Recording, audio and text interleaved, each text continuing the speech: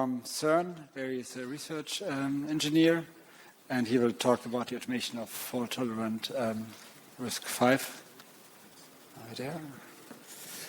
Excellent. With Socrates. Thank you. So thanks, Stefan. My name is Marco. Hi, good afternoon.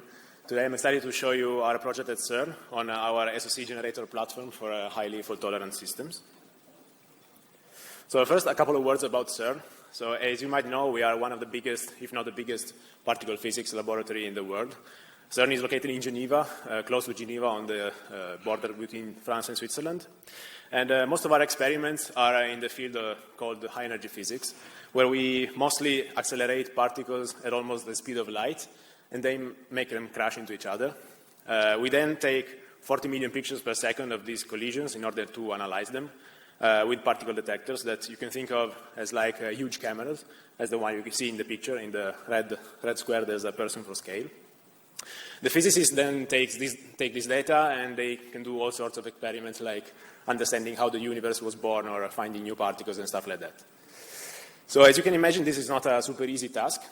And actually, we have very particular requirements in terms of our electronics. Because we have so many sensors to read out, we have a huge number of fast readout channels we have to comply. And then we also apply some unique signal processing techniques. But more importantly, we have very strict constraints in terms of material and power budget, because we want to minimize the interaction of extra material that's not a sensor with particle collisions. Moreover, our components need to work reliably for many years, because the experiments usually last 10 plus years.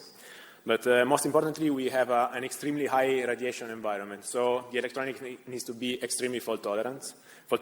As you can see, we're talking several orders of magnitude higher than space, both in terms of particle flux, so the rate of particles through the silicon, as well as the total dose accumulated over time. So for all these reasons, we need to design our own electronics, and we cannot rely on off-the-shelf components. So we've been designing ASICs for energy physics for the last 30 years or so. And these historically have always been very custom ASICs targeted at one specific function.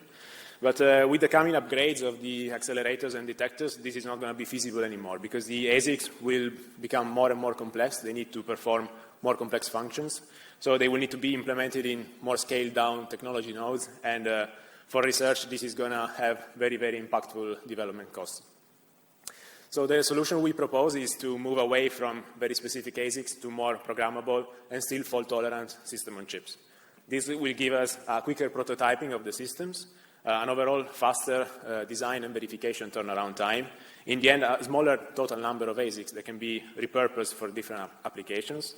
So overall, a more cost-effective development. But as you can imagine, a single SoC cannot fit all of our applications. So that's why we've been working on what we call an SoC radiation-tolerant ecosystem, or SOCRATES in short. SOCRATES aims at being a comprehensive set of tools to build highly customizable and modular systems that can be integrated into larger fault-tolerant ASICs. It's based around three main ideas or concepts. One is having a unified hardware and software build system. The second is relying on a collection or library of pre-qualified radiation-tolerant IPs. And of course, having support for extensive fault-tolerance. SOCRATES as a platform is going to be open source, not only for the high energy physics community, but also for the open source hardware one as the wider. So diving a bit deeper into the SOCRATES set of tools, I mentioned a unified hardware software build system. This is going to take care of everything that is the hardware composition and the software generation. We're going to take a look at it just in the later slides. We also have support for verification, meaning we support out of the box the usual functional verification environments in System Verilog UVM or also System C UVM, as well as generating targets for FPGA prototyping. Within the toolkit, it's also easier to integrate the usual synthesis and implementation tools in order to go for an ASIC implementation instead.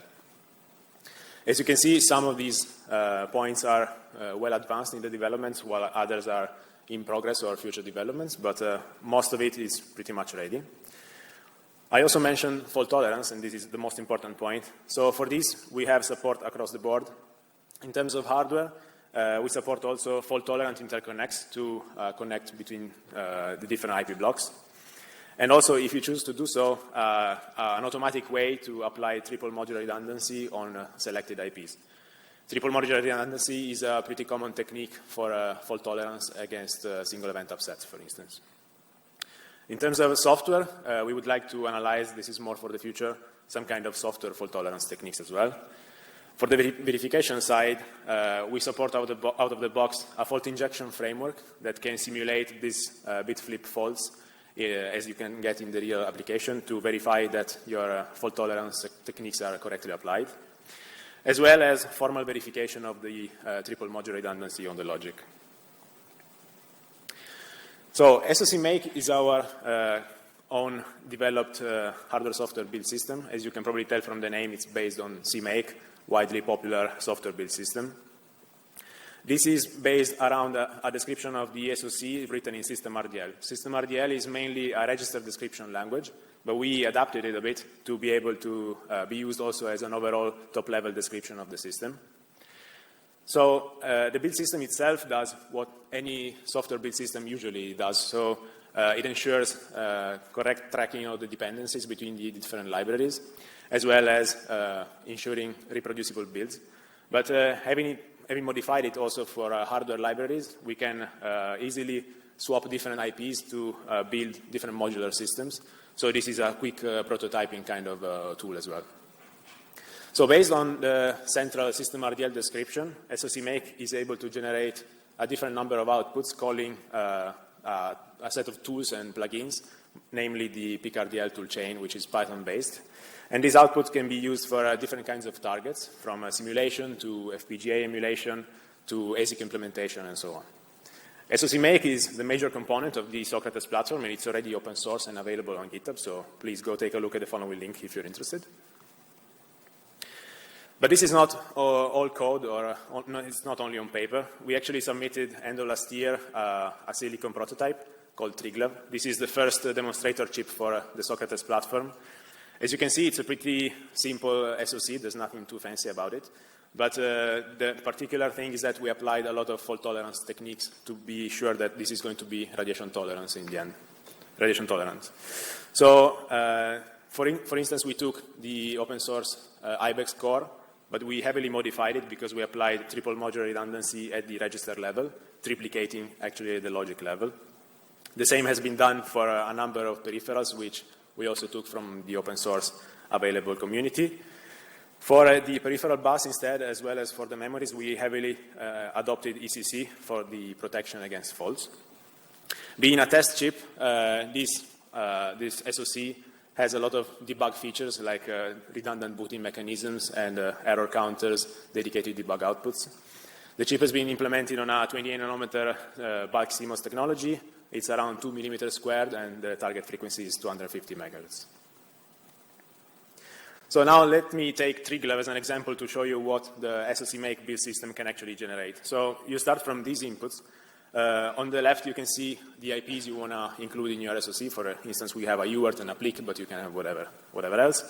For every IP, you need, of course, the source files, so your RTL of the IP, systemrdl description describing the interface, ports, and the different signals and registers of the IP. And then a top-level CMake file to list all the sources and any dependency of the AP block. On top of that, you need a similar description for the top-level SoC. So you write a systemrdl description listing all the different IPs, the address map, how they are connected together, and so on. And then you have a top-level CMake file. So combining all these together, then you just need to run CMake, and this is where the magic happens.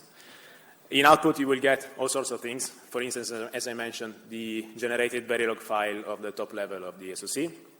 You will get automatically triplicated Verilog for the peripherals you chose to apply triple modular redundancy on.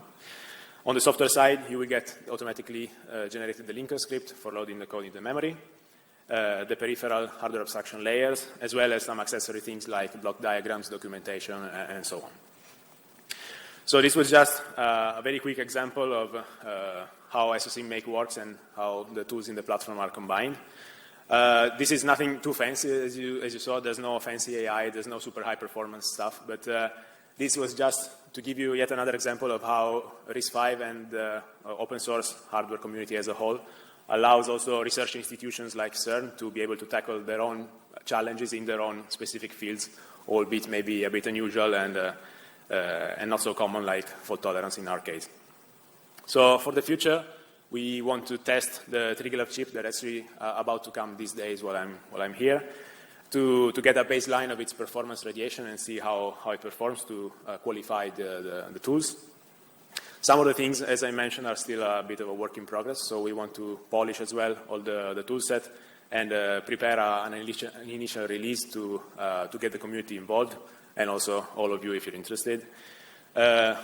Potentially for the future, for us, we would like to evaluate also different fault tolerance techniques to target maybe different PPA versus radiation tolerant trade-offs. For instance, selective triplication or core log stepping, or maybe software fault tolerance techniques as compared to kind of the brute force approach that we used in this case. So that was it for me. Thank you very much. If you have any questions, I'm available. Thank you, Marco. And we have time for questions.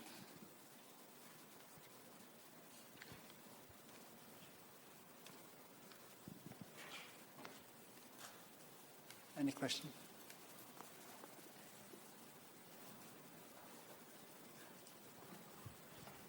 Okay.